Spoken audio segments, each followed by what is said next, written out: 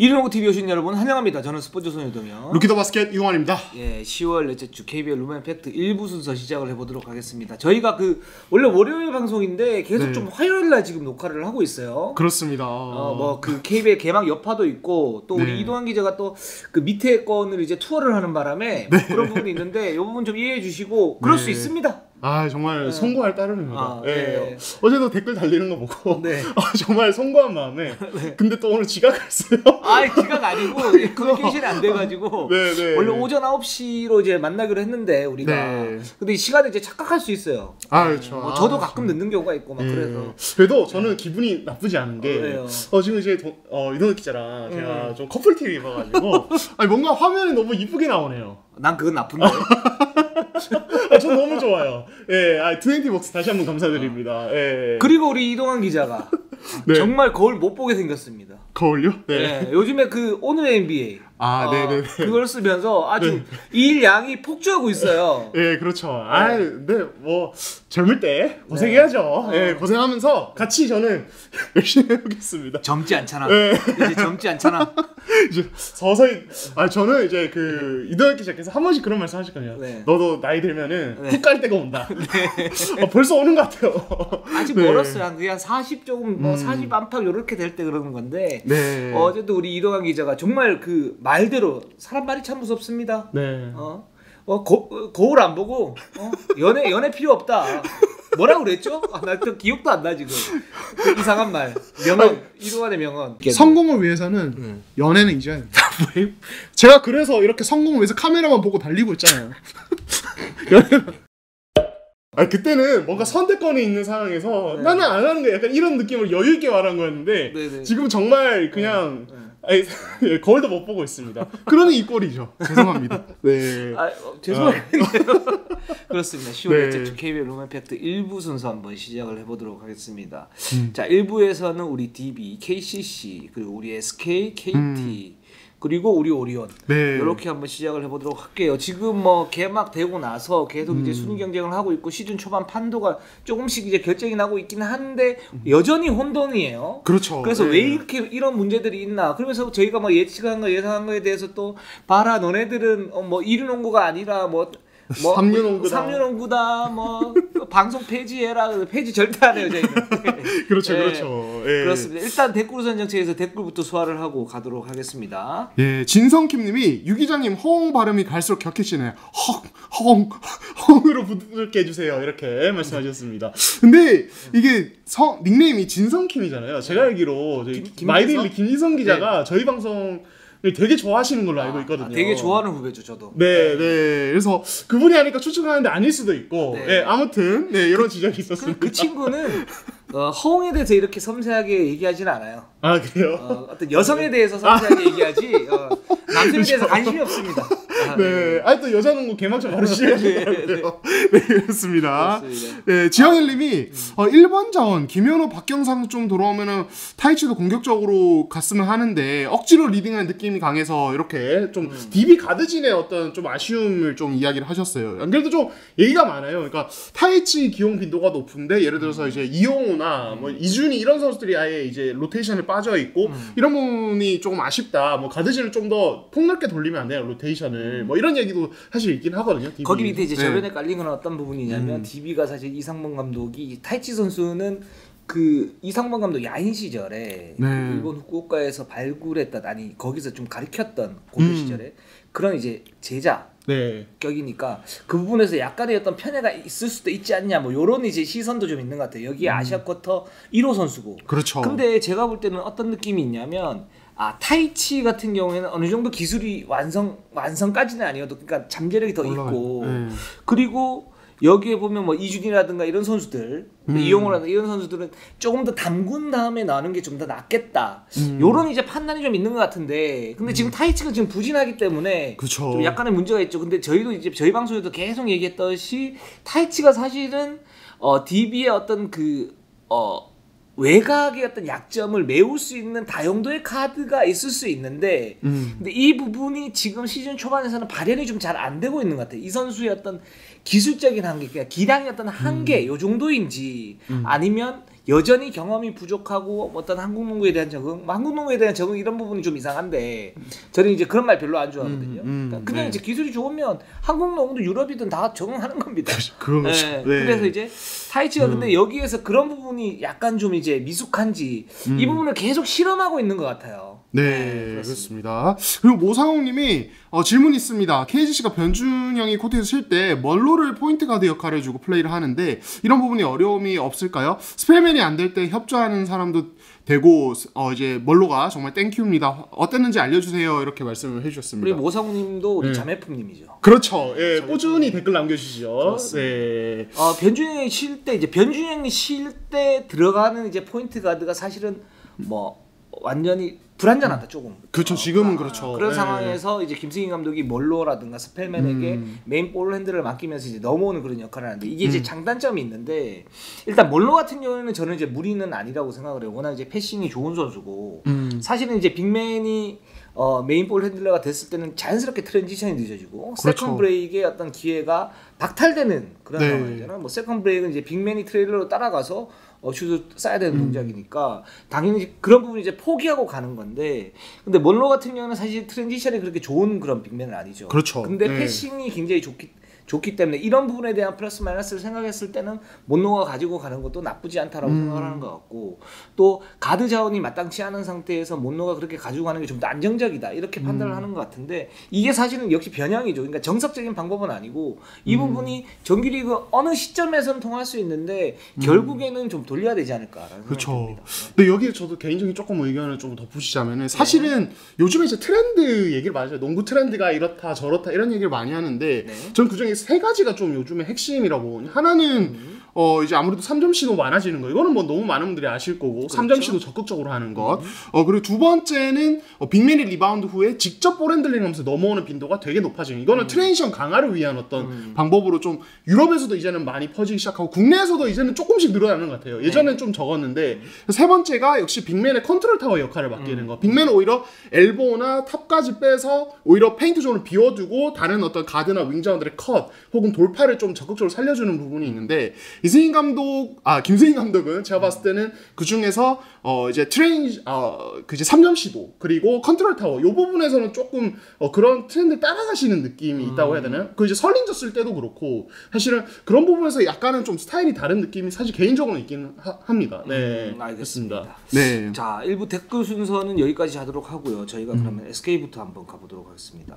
자, SK가 지금 시즌 성적 5승 2패 1위를 갖다 달리고 있고 KGC에게 패했는데 KT와 DB를 잡아냈어요. 그래서 스케줄이 굉장히 빡빡한데도 불구하고 2승 2패면 뭐 나름 선방을 했다. 그렇죠. 라고 생각이 들고 5승 2패 여전히 탄탄합니다. 이 팀. 네. 그 KGC한테 패할 때는 사실 경기 내용이 좀 안 좋아서 갑자기 이 쿼터부터 훅 밀리면서 그냥 경기가 넘어가는 그런 느낌이 있었는데 그 이후에 KT, DB 사실 상위권 경쟁자들을 제대로 잡아내면서 분위기를 좀 바꿨다고 볼 수 있고 역시 가장 눈에 띄는 건 저는 지금의 최준용인 것 같습니다. 좀 어떻게 계십니까? 예. 일단 최준용 선수가 지난 3경기에서 22.7점을 넣었는데 저는 지금 SK 어떤 시스템이 최준용에게 최적화돼 있다라는 생각이 들어요. 어떤 시스템이냐면 일단 첫 번째는 빨라졌어요. 기본적으로. 그렇죠. 트랜지션이 굉장히 좋아요. 그러니까 이전에는 김선영 선수가 뭐 원맨 속공 이라든가 아니면 이제 그 김선영 선수가 돌격대장 역할을 했다면 지금 이제 최준영 선수가 좀 하고 있고 김선영이 거기에서 같이 가면서 뭔가 이제 시너지가 나는 듯한 모습을 보이고 있거든요.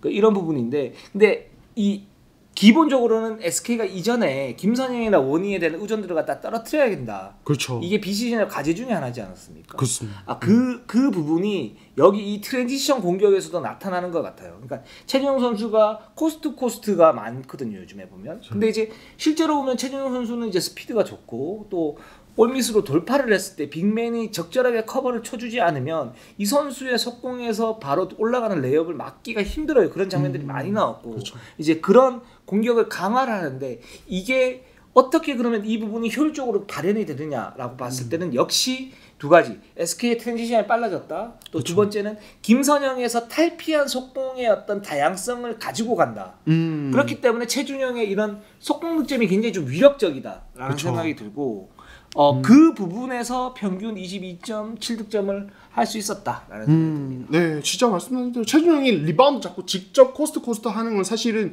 최준용이 그 상황에서 볼 핸들링이 상당히 안정적입니다. 그리고 네, 사실은 SK 전체가 사실 스피드가 굉장히 좋기 때문에 최준용이 가운데 레인을 잡고 달릴 때 양쪽에서 같이 달려주거든요. 이런 부분에 있어서 사실은 위협도가 굉장히 높아요. 예, 위협도가 기본적으로 굉장히 높고, 그리고 저는 이제 그 5대5 게임에서도 인상적인 것은 역시 최준용이 엘보에서 볼을 받고 뭐 이제 기본적인 엔트리 패스를 해준다든지 혹은 원희와 2대2 게임까지 엘보 피켓롤까지 해주는 점, 여기서 이제 사실은 좀 주목해야 될 게 최준용의 가장 큰 장점은 그런 상황에서 엔트리 패스 타이밍이 굉장히 빨라요. 예, 그러니까 여기서 뭐 이제 상대 압박에 주저하다가 볼이 늦게 들어간다든지 혹은 이제 제대로 안 들어가면은 공격 템포 자체가 확 다운되면서 또 원희의 1대1의 질도 되게 떨어집니다. 예, 그러니까 원희가 적절하게 페인트 존에 등 잡고 이제 등으로 등 돌리고 이제 자리를 등으로 상대를 잡고 상대를 잡고 페인트 존 한가운데 3초를 이제 걸리기 전에 잡고 있을 때, 공간에 잡고 있을 때 그때 바로바로 패스가 들어가주거든요. 그러니까 원희의 간결성도 살아나는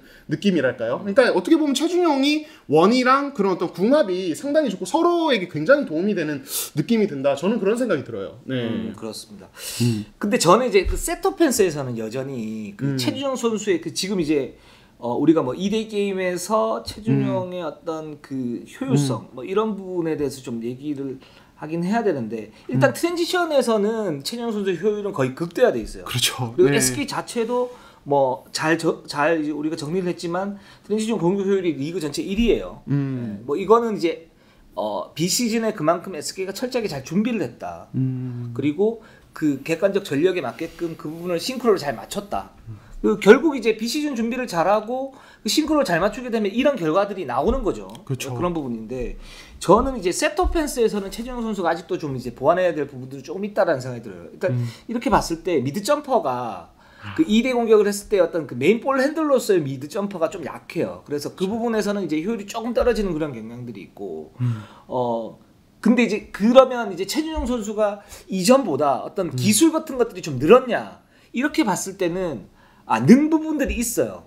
분명히 롤을 갖다가 조금 더 많이 이제 확대하는 부분이 있는데 이게 견고하지는 않다. 그래서 그 부분에 어떤 약점이 셋 오펜스에 좀 나타나는 거고. 근데 지금처럼만 뭐 최준용 선수 해주면 저는 리그에서 뭐 최상급이 아닌가. 이전에 제가 최준용 선수 이제 비판을 하면서 얘기를 했던 부분들이 어떤 부분이냐면, 이 선수는 뭐 천재성이 약간 있다. 사실은 어떤 거냐면 여러 가지를 다 할 줄 알고 사이즈 대비 스피드가 좋은데 패싱 능력도 탁월한 부분들이 있다. 그렇죠. 근데 이제 여기에서 이 선수가 정말 절대적인 어떤 에이스 감으로 갈 수가 있는데, 그렇게 못 되는 이유는 지금 기량이 거기보다 어떤 테크닉이나 이런 부분이 많이 늘지는 않았다. 그렇죠. 근데 팀은 지금 이렇게 잘 만나게 되면 최준용의 그런 이제 천재성 이런 부분들이 싹 올라갈 수 있는데 그런 걸 이제 보여주는 게 아닌가라는 생각이 듭니다. 네, 좋습니다.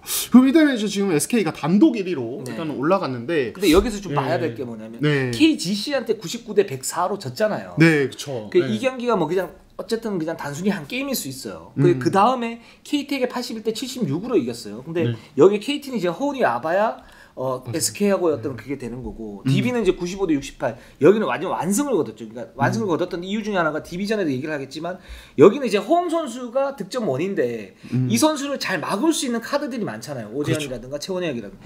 그래서 이제 거기에서 그 전략 전술적인 승리를 갖다 거뒀는데, KGC전 패배는 저는 살짝 이제 그런 부분이 있는 것 같아요. 그러니까 지금 SK가 굉장히 잘 나가고 있고, 이런 식으로 나가게 되면 이동환 기자가 말한 것처럼 정규리그에서 최상위권을 달릴 수 있는 가능성이 높기는 하지만, 이게 플레이오프에서 정말 힘과 힘의 대결이 됐을 때 KGC의 이제 스펠맨이라든가 이런 선수들이 올라오게 되면 SK가 여기에서 그러면 원희가 지금 잘하고 있지 않습니까? 그쵸. 근데 제가 이제 초반에 얘기했던 게 원희가 지금 굉장히 견고하면서 잘하고 있고 그런 꼬라지를 안 부리면서 했을 때 굉장히 위력적인 선수지만, 이게 플레이오프 갔을 때는 이 선수가 1대1 공격 1대1이라든가 상대와 1대1에서 어떤 그 압도적인 능력이 없으면 여기에서는 그쵸. 살짝 고전할 수 있겠다 이런 얘기를 했는데, 이제 그런 부분이 살짝 나온 게 아닌가 이런 생각도 좀 들었어요. 그러니까 SK를 부정적으로 얘기하는 게 아니고 미리 보는 어떤 플레이오프 그 KGC나 SK가 이제 전력을 계속 강화를 시키면서 딱 올라갔을 때 어떤 그런 모습을 봤는데 거기에서 SK가 살짝 밀리는 느낌이 있었어요. 네. 그래서 결국에는 이제 단기전으로 가면은 완전히 전환이 된 게 일단 매치업 싸움이 기본적으로 엄청 더 중요해집니다. 정규 리그보다. 근데 이제 스펠맨과의 맞대결 같은 경우는 스펠맨이 기본적으로 밖에서 이제 농구를 하는 이제 선수다 보니까 거기에서 원희가 끌려다니고 거기서 수비 부담을 가지게 되는 거죠. 근데 외국 선수끼리의 매치업이기 때문에 여기서 어떤 매치업을 바꿔준다든지 이런 식으로 수비 부담을 줄여줄 수 없는 특성이 또 있습니다. 그러니까 원희가 사실은 2년 전에는 상대 외국 선수를 압도하는 느낌까지 있었다면 지금 사실 그 정도까지는 아니고 효율을 극도로 높인 느낌 그렇죠. 정도까지 팀의 적응을 더 잘하면서 네. 팀하고 정말 잘 맞는 효율적인 외국인 선수다 올 시즌에는. 그렇죠. 네, 그렇죠. 예. 그래서 그런 부분에서 단기전에서는 약간의 그림이 변화가 있을 수는 있다. 저도 그 말씀에 굉장히 동의를 합니다. 그래서 제가 볼 때는 SK가 이제 다음 KGC하고 만날 때 이제 전시현 감독이 경기 후에 그런 얘기를 했거든요. 약속했던 2대2 수비가 좀 잘 되지는 않았다. 그러니까 이 부분에 해법이 좀 있을 것 같아요. 그러니까 KGC는 아무래도 뭐 박지훈 선수가 상무에서 돌아오게 되겠지만 변준영 중심으로 가야 되고 그렇기 때문에 이 스펠맨을 고립시키기 위해서는 메인 볼 핸들러 역할을 하는 변준영 이 선수를 어떻게 막느냐 그리고 스펠맨과의 어떤 그런 이제 연결고리를 갖다가 끊어줘야 되거든요. 그런 수비가 지금 SK가 잘 되는데 이런 효율적인 수비가 과연 다음 경기에서 나올 것인가 말 것인가 이 부분이 SK 입장에서는 숙제가 될 수 있고 좀 더 한 단계 뭐랄까 전력을 끌어올릴 수 있는 그런 이제 핵심이 될 수 있는 거죠. 네, 이런 생각이 듭니다. 자, KT로 한번 가보도록 할게요. 예, KT 이제 4승 2패 2위 공동 2위에 올라 있고요. 지난주 이제 두 경기 치렀는데 1승 1패 기록했습니다. 오리온을 이제 잡았고요. 그리고 SK에 패했는데 일단은 지금 허운이 없는 상태로 계속 시즌을 치르고 있는 상황입니다. 네. 허운이 없음에도 불구하고 뭐 지금 4승 2패 정도면 준수하다 굉장히. 네, 괜찮죠. 그리고 하윤기가 생각보다 굉장히 좋다. 그렇죠. 부분하고 근데 이제 허운 선수가 일단 들어와야 정말 KT의 어떤 진가를 알 수가 있죠. 그렇죠. 예, 그러니까 지금 사실은 이제 정성호가 너무너무 잘해주고 있어서, 그러니까 원래는 허웅의 공백이 상당히 클 것 같다고 예상이 됐던 부분을 정성호가 수비에서는 훨씬 더 잘해주고 공격에서는 거의 뭐 완벽하게는 아니지만 어느 정도의 수준을 메워주고 이렇게 되면서 사실은 좀 이제 잘 메우고 갔단 말이에요. 여기에 이제 김동욱의 역할이라든지 프론트 코트의 기본적인 강력함, 그러니까 하윤기 가세로 인한 이런 부분이 이제 있었는데 이 SK전 패배 이후에 성주 감독이 이런 말씀하셨어요. 라렌의 득점이 안 살아나는 게 아쉽다. 이런 얘기도 하셨기 때문에 이 부분은 그러니까 프론트 코트에서의 여전히 어떤 코트 밸런스라든지 어떤 득점력 좀 강화 이런 부분이 약간의 고민거리로 남아 있는 것 같긴 해요. 네. 그러니까 저도 이제 라렌이 이 부분이에요. KT가 지금 객관적 전력은 좋아요. 여전히 허운이 빠져 있지만 FA 시즌 전 FA 영입 두 선수를 정말 알짜로 잘했어요. 정성호도 그렇고 그쵸. 김동욱이 어떤 역할을 해주냐면 KT가 그동안 승부처에서 이제 끊을 수 있는 선수가 없어가지고 뭔가 말리면서 그쵸. 흐름을 내주면서 억울하다기보다는 좀 이제 아깝게 패하는 경기가 많았고 그러면서 힘이 떨어지는 경우가 많았는데 그런 게 많이 차단이 됐어요. 김동욱 때문에. 그 흐름에서 거기에서 석점을 잡아주고 2대 공격동에서 공격 활력 들어주고 그러면서 흐름을 갖다 이제 바꾸는 역할. 한단 말이죠. 그러니까 김동욱의 어떤 영입도 굉장히 좋은 거고 그렇기 때문에 KT가 전체적으로 이제 굉장히 강해졌다. 하윤기까지 들어왔으니까 강해졌다라고 할 수 있는 건데 그래서 오리온 같은 경우는 72대 61로 이길 수 있어요. 여기에 정성호, 박지현의 어떤 외곽에서의 단단한 수비, 정말 그렇죠. 단단한 수비. 그렇죠. 진짜 빡세게 뛰어다닙니다. 그렇죠. 정말 우리 이동환 기자가 뭐를 먹을 때 정말 단단하게 먹거든요. 네, 저 빡세게 먹거든요. 그런 느낌. 네, 그렇죠. 그런 느낌. 이제 저는 수저를 멈추지 않는다면 정성호와 박지현은 발을 멈추지 않아요. 그렇죠. 네. 네. 그 정도로 이 선수들이 엄청난 활동량을 가지고 있고 사실은 이게 허원 선수를 저희가 수비를 최악이라고 보지는 않지만은 허원 선수가 어쨌든 기본적으로 공격 부담이 많고 공격에서 해야 되는 역할이 많기 때문에 수비에서 가져가는 에너지가 좀 어느 정도 제한이 될 수밖에 없거든요. 그렇죠. 그런 부분에서 사실은 정성호, 박지원은 그걸 좀 채워주는 그렇죠. 대신 뛸 때 이런 부분이 있습니다. 네. 그래서 허훈의 그런 공백을 최소화시키는 그런 역할을 갖다 하고 있는데 그렇기 때문에 KT가 지금 4승 2패를 하고 있는 거거든요. 이제 하고 있는데 여기에서 그러면 이제 KT는 이제는 6강뿐만 아니고 이제 우승권을 노려야 되는 팀이잖아요. 네. 근데 라렌 같은 경우에 지금 좋았던 건 뭐냐면 스트레치형 빅맨으로 써버렸어요. 그렇죠. 홍철 감독이. 그게 어느 정도 통했어요. 근데 정말 SK처럼 이제 단단한 팀들한테는 그게 효율적이지 않아요. 그쵸. 예, 맞아요. 이제 그런 이제 약점들이 나왔던 거고 그렇기 때문에 SK가 81대 76으로 패했는데 이게 그 라렌 어떤 해법이 해결이 되지 않으면 허운이 설상 들어온다고 해도 사실 SK하고 게임을 할 때는 고전할 가능성이 충분히 있다라는 생각이 들고 그래서 라렌은 지금 상황에서 스트레치형 빅맨 그리고 뭐 수비할 때는 이제 수비는 좋은 선수니까 골밑에 있지만 그런 식으로만 쓴다면 지금 당장은 해법이 되지만 이 선수가 어쨌든 그 어떤 싱크로 컨디션을 좀 끌어올리면서 활동력을 좀 늘려야 되고 싱크로를 맞추면서 가는 게 KT 입장에서는 최선이다. 만약에 그렇지 않을 경우에는 KT가 올라갈 수는 있지만 그 확률이 조금 떨어질 수 있겠다라는 생각이 좀 들었어요. 예. 그러니까 결국에는 지금의 라렌이 어떤 공간을 좀 넓혀주면서 밖으로 빠져주는 거는 일종의 약간 뭐 임시 방편? 예, 약간 성격이 좀 어느 정도 있는 거죠. 근데 이게 계속 효율이 괜찮으면 그대로 가는 건데 지금 이제 SK전처럼 뭔가 어떤 매치업에서의 어떤 우위를 못 가져가고 힘 자체 파워 싸움에서 우위를 못 가져가는 그림이 나온다면 사실은 약간의 조정이 필요할 수도 있겠고 근데 이거는 이제 그러니까 결국에는 허운이 돌아왔을 때 어떻게 바뀌냐를 보긴 해야 되는데 사실은 조금 우려스러운 게 컵대회나 연습 경기를 봤을 때 허운이 있을 때도 사실 좋은 그림이 나오진 않았었거든요. 그렇죠. 그러니까 이 부분은 계속 고민거리인데 그러니까 계속 근데 기대를 또 가지게 되는 것 같아요. 허원이 왔을 때는 조금 더 정성우나 박지원에 비해서 약간 더 창의적인 패스가 나갈 수 있고 김동욱과는 또 약간의 성격이 다르긴 하거든요. 그러니까 더 찢어주고 김동욱 같은 경우는 2대2 할 때 그러니까 막 안으로 찢어서 뭔가 이제 쫙쫙 찢은 다음에 킥아웃이나 어떤 떨궈주는 패스가 아니라 밖에서 넓게 각을 벌려주면서 깔끔하게 어떤 넣어주는 패스들 이런 것들이 굉장히 안정적인데 허원은 또 약간 색깔이 다르기 때문에 허원이 돌아왔을 때 허원의 색깔에 맞춰서 라렌 조정을 계속 이어간다면 또 어떨까 이런 생각이 조금 들긴 합니다. 네. 그리고 근데 이제 KT가 강하다는 건 뭐냐 플랜 B가 계속 남아있어요. 그러니까 라렌이 바깥으로 빠진다? 막 하윤기나 양홍석이나 이쪽에서 미스매치가 날 수 있죠. 그쵸, 그쵸. 이런 부분을 이제 공략할 수 있는 그런 전술적인 어떤 움직임이 가능하고 뭐 여기에 김영환도 있고 그쵸. 네, 그런 상태고 또 허훈이 만약에 들어왔다 그러니까 지금 김동욱이 2대2에서 좋은 거는 뭐냐면 마이크 마이어스는 기본적으로 견고한 제2 옵션이고 라렌 같은 경우는 싱크로가 의외로 잘 맞아요. 왜 맞냐면 김동욱도 느리고 라렌도 느려요.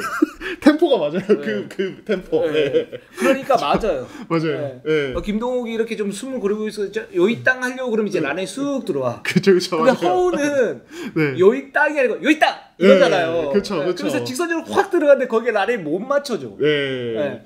근데 그래서 김동욱하고 라렌하고 2대1을 하고 예를 들어서 파트너를 좀 맞춰주는 그렇죠. 네. 만약에 라렌이 올라오지 않으면 마이크 마이어스하고 호운하고 2대1을 하면 될 것 같아. 이제 그런 이제 플랜 B도 있다. KT는. 네네. 그런 좋습니다. 생각이 듭니다. 이것도 어떻게 보면 김동욱이 여기 효과네요.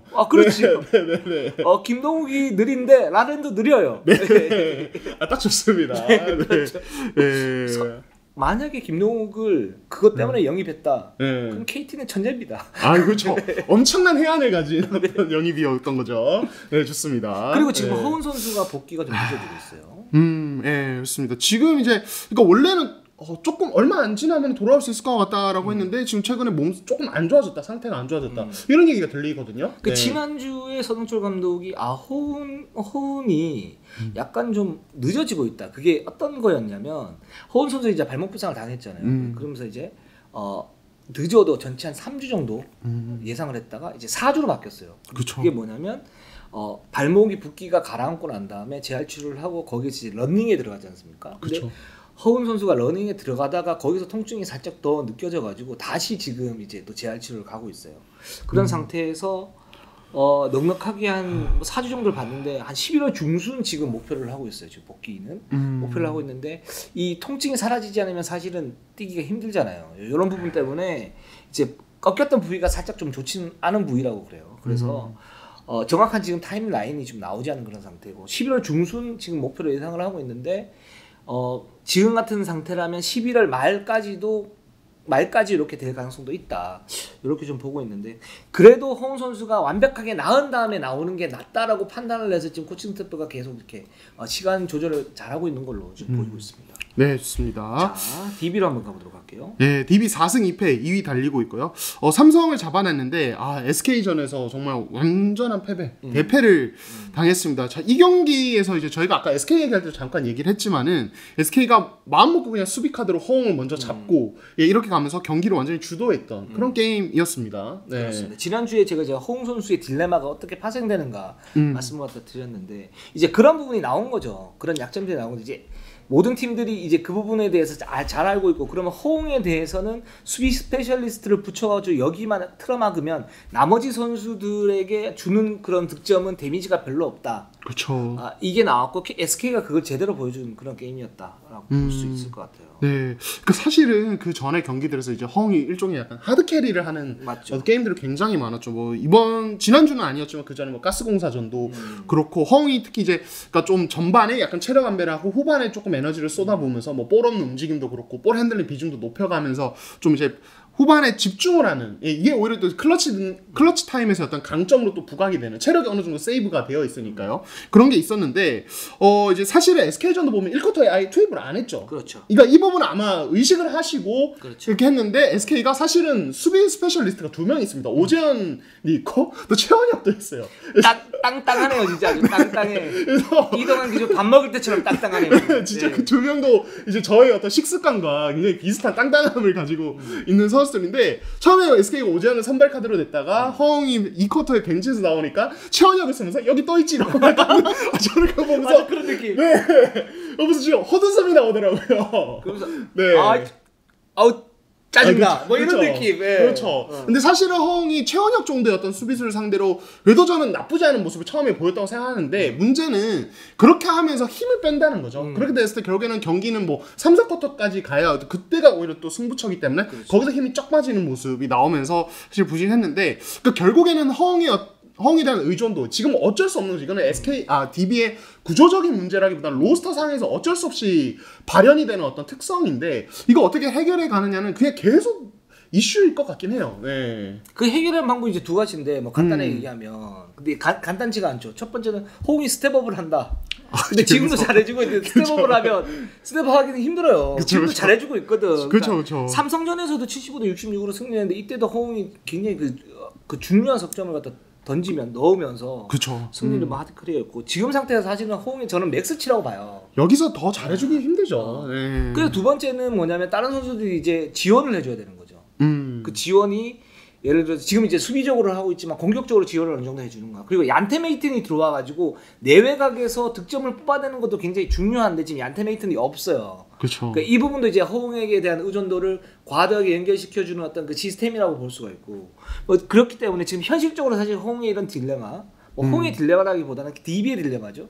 DB의 딜레마를 해결하기는 쉽지는 않다. 이대로 그냥 한 5승 5패 정도로 가고 이후에 이제 DB가 나머지 카드 메이팅이 딱 들어왔을 때 뭐 강상재라든가 그렇게 가는 게 지금 상태에서는 맞지 않나라는 생각이 들고 근데 여기에서 DB가 만약에 시너지를 발휘할 수 있을 가능성이 있는 거는 뭐냐면 예를 들어서 김영훈이라든가 뭐 이용우라든가 타이치라든가 이런 선수들이 이제 올라오면 허웅에 대한 의존도를 퍼뜨릴 수 있고 그렇죠. 그러면서 뭔가 이제 그 밸런스를 잡을 수 있는데 그걸 계속 이제 실험하고 있는 단계다라는 생각이 듭니다.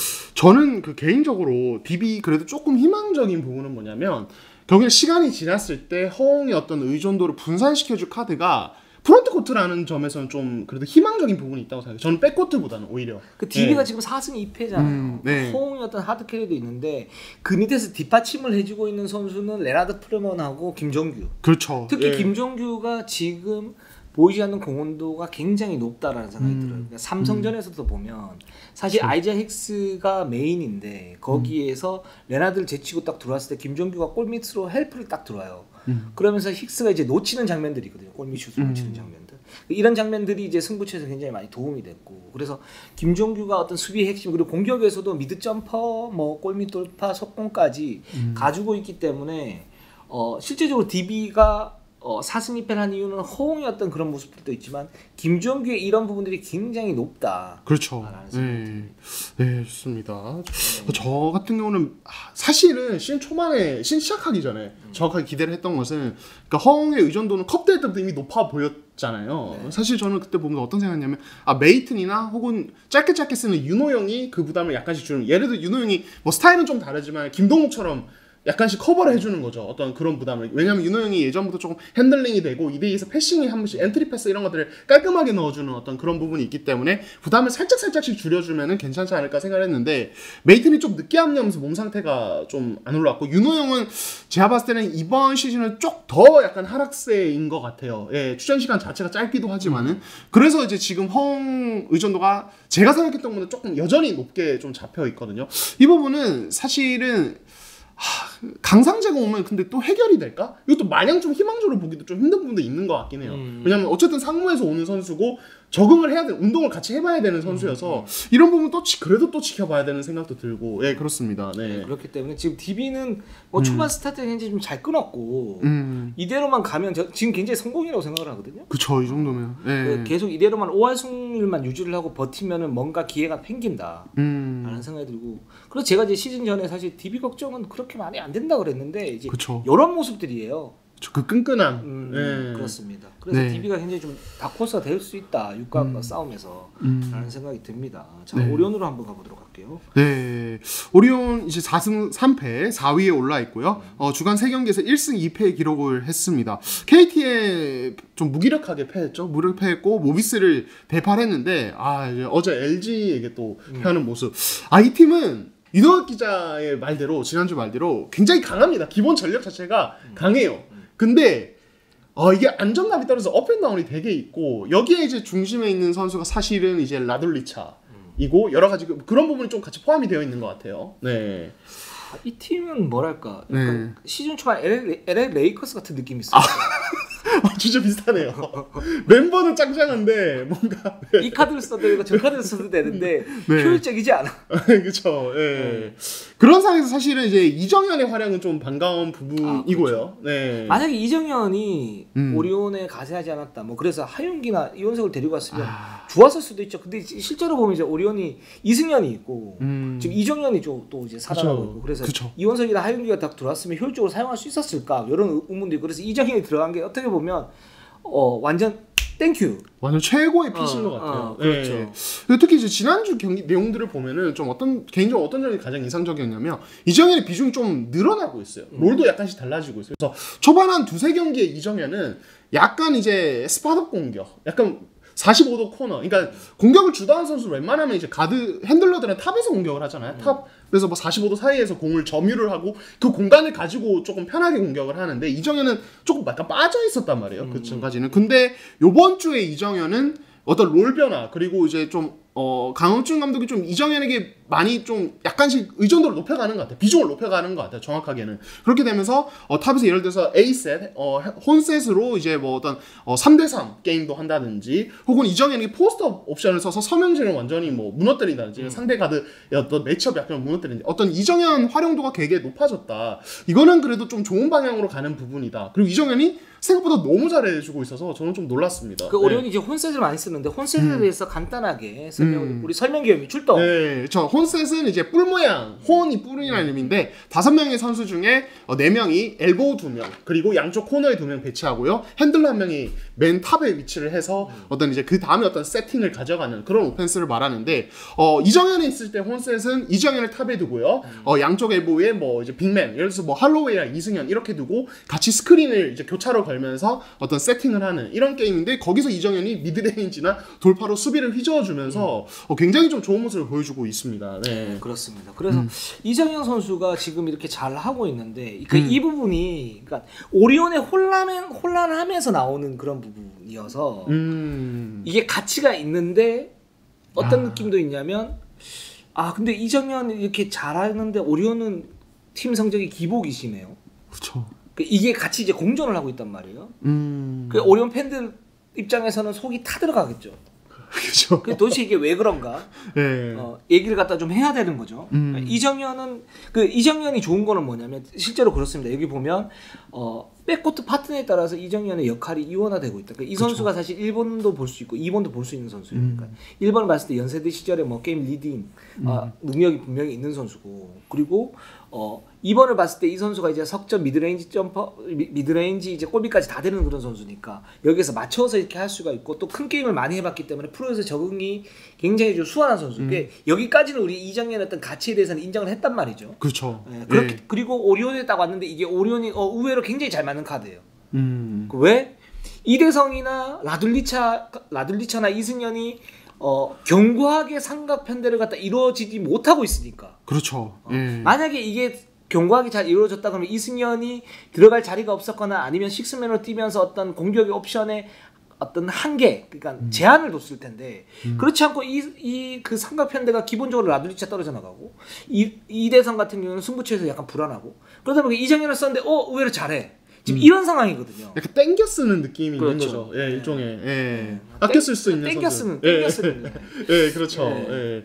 그래서 사실은 그런 부분에서 어떻게 보면 사실 이정현이 없을 때도 오리온의 로스는 되게 강해 보이는 3번 제외하면 사실 약점이 별로 없어 보였는데 이정현이 왔는데 이정현의 비중이 이렇게 높아지고 있고, 이정현에게 약간의 의존을 해야 된다는 자체가 오리온이 아직은 불안한 부분이 분명히 있다는 거, 오히려 반증하는 어떤 요인이다 이렇게 말할 수도 있는 것 같고, 그러니까 사실은 그림을 봤을 때 한호빈이랑 뛸 때도 사실 이정현은 나쁘지 않아요. 예, 나쁘지 않은데 여기는 저는 사실 이 선수 약간 장신 포인트 가드로 가면 오히려 더 효율이 좀 올라가는 느낌이 있거든요, 개인적으로는. 맞아요. 오히려 핸들링 비중이 높을 때 더 안정감이 있어요. 왜냐면 그 어떤 자신만의 어떤 무브랄까요? 그러니까 방향 전환이 굉장히 뛰어나, 드리블 중에 방향 전환이 굉장히 뛰어나서 이제 어제 LG전 같은 경우는 이관희도 붙이고 사실은 좀 장신 카드들을 많이 붙였어요. 이정현을 좀 의식을 해서. 근데 사실 전체적으로 보면 득점 생산이 조금 약간 막히긴 했지만은 어떻게 보면 수비수들이 되게 힘들어하더라고요. 파울도 많이 하고 이런 부분에서 이정현이 이 선수는 계속 비중을 높게 주면은 그래도 자기 역할을 하겠다. 다만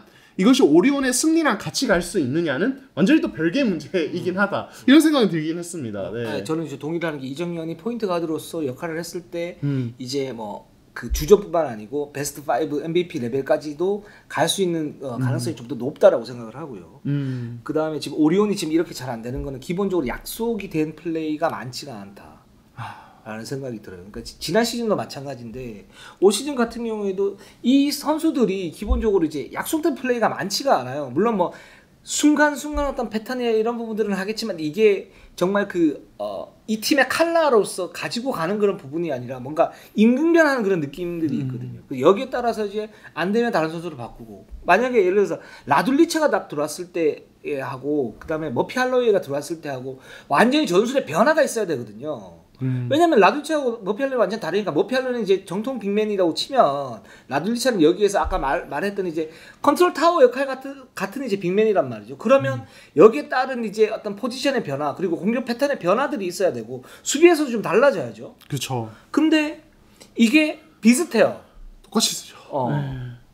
그러니까 이제 선수들의 어떤 그 능력에만 의존할 수밖에 없는 거고, 여기에서 많이 뭐 손해를 볼 수도 있지만 이대성 같은 경우는 위력이 많이 떨어지는 상태고, 물론 이대성도 개인적으로 이제 뭐 클러치 타임에서 어떤 그 능력치라든가 또는 슈팅 셀렉션이 여전히 너무 좋지가 않아요, 이 선수가. 맞아요. 그렇기 때문에 이제 이런 바뀌어진 게 좀 비효율적인 시스템 속에서도 자기 역할을 해줘야 되는데 이대성은 그걸 못 해주고 있는 거죠. 그러니까 이런 부분이 겹쳐지면서 오리온이 지금 기복이 굉장히 심하게 나오고 있습니다. 이제 현대모비스전에서 이제 대승을 거뒀던 거는 이정현이 정말 이제 굉장히 잘했었고, 그 뭐 현대모비스전에서 얘기를 하겠지만 현대모비스의 어떤 외곽을 갖다 잘 막았다면 그 사실 KT 저는 질 수 있어요. 근데 LG전은 잡고 갔어야지 사실. LG가 뭐 LG를 갖다가 완전 접혀가는 게 아니라 오리온 전력 같으면 잡고 갔어야 되는데 계속 질질 끌려가다가 졌단 말이죠. 이 부분은 오리온이 참 전력 자체가 굉장히 좀 불안하구나. 여전히 그 원인을 빨리 해결을 해야 되는데 이 원인 자체가 약속된 플레이가 안 됐다라는 거는 지난 시즌에서 나왔던 그런 약점이고, 그래서 이 부분 같은 경우는 정말 고민을 많이 해봐야 되는 숙제다 이런 생각이 듭니다. 네, 좋습니다. 자, 마지막으로 KCC. 네, KCC로 한번 가보도록 하겠습니다. KCC는 지금 어떡하나요? 네. 진짜 어떡하나요? 네. 사실 개막 3연패 지금 4연승 중이긴 한데 지금 사실 중요한 것은 지금 송교창이 이제 손가락 골절 부상. 네. 제가 현장에 있었는데 그 손흥민 선수가 본인의 손가락을 보고 놀라고 이제 통증 소리를 지르는 게 기자석 아시죠? 네. 거기까지 너무 크게 들려서 너무 보는 사람이 좀 힘들었던 그런 부상이었습니다. 네. 저도 이 기자 생활 20년을 하면서 이제 좀 적응이 안 되는 그 장면들이 있어요. 막 이렇게 봤을 때 막 이렇게 발목이 완전히 확 돌아간다든가. 근데 와 이거는 정말 두 번 보기가 힘들더라고요. 그러니까 본인은 얼마나 힘들었겠습니까? 네, 그렇습니다. 그래서 바로 이제 다음 날에 이제 대구에서 바로 수술을 받았고 치료도 이제 거기서 한다고 하는데 지금 이제 KCC 쪽에서 어떤 얘기로는 한 10주, 최소 10주 정도는 봐야 될 것 같다. 사실 더 길어질 수도 있는 거죠. 그리고 그렇게 되면은 사실상 송교창 없이 일단 최소 전반기 이상은 치러야 되는 입장인데 지금 가뜩이나 사실 KCC가 원래 기본적으로 지금 전력이 상당히 좋고 안정적이라면은 그래도 어떻게 이제 채워나가면서 가는데 애초에 지금 KCC는 부상이나 컨디션 이슈 이런 것들 때문에 되게 고민이 많았단 말이에요. 그런 상황에서 에이스 카드가 아예 이제 빠져버리는 거기 때문에 이거는 굉장히 위험 요소가 많아졌다라고 볼 수 있겠고 사실 이제 가스공사전 이겼고 뭐 현대모비스전 이겼지만은 사실 어떻게 보면 둘 다 한 점 차의 어떤 접전 승리였고 현대모비스가 사실 지금 상황이 워낙 좋지 않기 때문에 이것도 뭐 엄청 고무적이다라고 보기는 좀 힘든 것 같아요. 그나마 다행스러운 건 김지한이 갈수록 좋아지고 있다는 점. 딱 이 정도인 것 같습니다. 네. 그렇습니다. 그래서 이제 KCC 같은 경우는 기본적으로 이제 가드진의 로테이션이 많은데 이 부분에 대해서 강점이 나오고 있기 때문에 4연승을 달린다고 할 수가 있죠. 거기서 튀어나온 선수가 김지한 선수고. 그렇죠. 김지한 선수를 원래 이 정도 해줘야 돼요. 그러니까 맞아요. 네. 요 정도 거기까지는 아니어도 그 밑에서 좀 해줘야 되는데 그것도 너무 못해줬단 말이죠. 김지한은 좀 해줘야 되고 유현진이도 김지한 있고 그래서 KCC가 지금 이제 송교창 선수가 이제 나갔다라는 거는 굉장히 큰 공백이긴 한데 그래도 메울 수 있는 카드들은 있지만 좀 어려워졌다. 그렇죠. 그래서 이 팀이 지금 4연승을 달리고 있지만 흐름 자체가 좀 미묘하게 좋지가 않다. 좀 이렇게 좀 볼 수가 있을 것 같아요. 예, 여기서 이제 또 라거나가 여전히 좀 좋지 않습니다. 그러니까 예전 같으면 되게 쉽게 넣던 어떤 골밑 슛들이 다 나와요. 사실은 이게 다 돌아 나오는 것도 많고, 그러니까 일단 인사이드에서 메이드 능력 자체가 확 떨어져 있는데 사실 이 선수가 뭐 미드레인지를 가지고 있지만 이거는 주 옵션은 아니거든요. 한 번씩 빠져줘서 던져주는 정도지. 이런 이제 강점 자체가 완전히 사라지다 보니까 KCC가 외국 선수 쪽에서 경쟁력이 좀 떨어져요. 그래서 가스공사전 같은 경우도 라거나가 마무리가 너무 안 되니까 결국에는 마지막 4쿼터를 아예 라타비우스 윌리엄스로 치르는. 그래서 지금 KCC는 사실 국내 선수의 컨디션 부상 이런 것도 있지만은 외국 선수진에서 어떤 메리트 플러스를 못 가져가고 사실 제로 만드는 것도 사실은 지금 버거운 느낌까지 들어요. 그래서 이 부분도 좀 걱정이 좀 크겠다 이런 생각이 듭니다. 네. 그러니까 이게 라거나 같은 경우에는 저는 뭐 살짝 의심이 가는 게 어떤 부분이냐면 작년에 굉장히 철저하게 준비를 했잖아요. 그렇죠. 네. 그러니까 재계약을 맺어야 되는 시즌이었단 말이죠. 그래서 라거나의 어떤 특유의 위력을 딱 보여줬어요. 그리고 KCC가 대승적 차원이 있어요. 어떤 차원이냐면 만약에 라거나가 FA로 나갔을 때 과연 라거나를 입찰할 수 있는 그런 팀이 있겠냐. 대표팀의 어떤 그 멤버가 그 비용까지 내야 되니까 이건 한 10억 정도 드는데.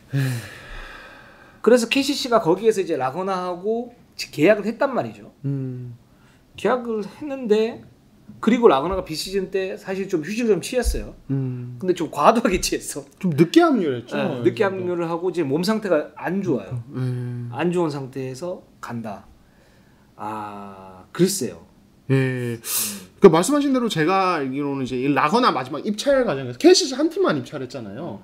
계속 확인을 하다가 이제 다른 팀들 어떤 동향이나 어떤 의지를 좀 확인하다가 이제 마지막에 직전에 입찰을 한 걸로 알아요. 그 정도로 이제 KCC도 사실은 고민이 많았어요. 이거 왜냐면 말씀하신 그 10억이란 비용 이게 사실은 효율적이진 않거든요. 지금 외국 선수 시장에서는 다른 외국 선수 지금 뭐 스펠먼 이런 선수도 라거나보다 비용이 사실은 적기 때문에 사실 가성비라고 해야 될까요? 사실 이 정도 레벨의 선수를 가성비 얘기하면 좀 웃기긴 한데 비용과 어떤 효율을 따지면은 사실은 다른 선수를 영입하는 게 나을 수 있는 KCC 그런 부분을 어떤 대표팀의 어떤 꼬이는 문제라든지 이슈거리들 생각해서 좀 영입을 한 그런 부분이 있는데 근데 지금 사실 라거나가 이런 모습 보여준다면 이거는 고민이 커질 수밖에 없죠. 이거는 그렇죠. 사실은 어떻게 보면은 약간 생돈을 날리는 좀 과하게 표현을 하면은 이런 느낌까지 들 정도니까 그러니까 적어도 밀리진 않는다. 압도까지는 아니어도 예전같이 뭐 라거나 최고 이것까지는 아니어도 버텨준다 이 정도까지 가는데 지금 그게 안 되니까요. 그리고 또 하나는 뭐냐면 지금 이제 컨디션이 좋지 않아서 그런지 몰라도 이게 뭐 앞으로 어떻게 될지 모르겠어요. 라거나는 워낙 이제 이전에 입증이 됐던 선수고.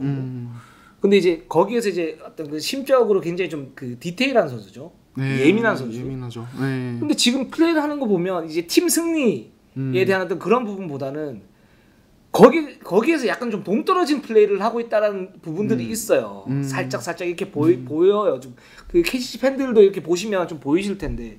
예, 그래서 지금까지 그랬단 말이죠. 이게 그 스탯을 올리는 것도 굉장히 중요하고 뭐 이제 몸 상태가 안 올라왔기 때문에 컨디션이 좋지 않은 거는 인정을 합니다만은 거기에서 이제 팀 플레이가 제대로 되느냐 안 되느냐 이 부분도 별개의 문제거든요.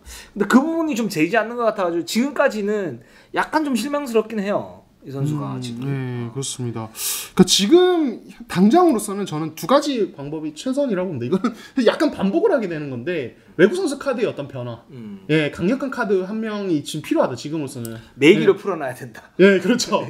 그래야 사실은 전 특히 이제 그러니까 라타비우스가 나름 잘 버텨주고 있지만 이 선수도 경기력이 그렇게 좋지는 않기 때문에 라타비우스를 좀 더 강력한 카드로 바꿔서 그 선수를 조금 더 중심으로 잡아주고 진짜 말 그대로 매기가 되어서 라거나를 좀 자극시키는. 그래서 라거나가 시즌 중반부터라도 폼이 올라와서 지난 시즌에 그 타일러 라거나의 그 강력한 어떤 서브 조합이 나올 수 있도록 해주는 것. 그리고 여기서 이제 국내 선수는 어쩔 수 없습니다. 지금 가드진에서 유현준, 김지환 이 선수들이 최대치로 올라오는 게 그렇죠. 지금으로서는 KCC가 가져갈 수 있는 최선의 방안이 아닌가 그런 생각이 듭니다. 그래서 네. KCC도 지금 생각이 좀 많을 거예요. 어떤 부분이냐면 4연승을 하긴 했는데 굉장히 불안한 승리였고 네.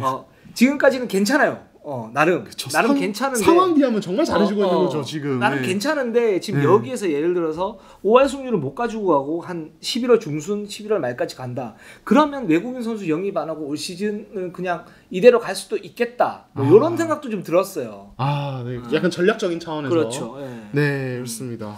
과연 정말 이게 참 근데 그런 것도 있는 것 같아요. KCC 그러니까 그 챔프전 진출의 후유증이 확실히 좀 있는 것 같아요. 그 진출한 팀들은 KCC는 특히 좀 이번에 심한 것 같고 네. KGC도 물론 뭐 FA 이적이라든지 이런 변수들이 분명히 있는 거긴 하지만 네. 약간의 그 후유증 있잖아요. 양이 좋은 그렇죠. 결장이라든지 그렇죠. 오색은 컨디션 초반에 이슈라든지. 있죠. 네. 그래서 이런 부분은 어쩔 수 없는 좀 어떤 필연적인 부분인 건가 하는 생각도 듭니다. 네. 그렇습니다. 네. 그럼에도 불구하고 KCC, KGC 지금 뭐 나름 잘하고 있으니까요.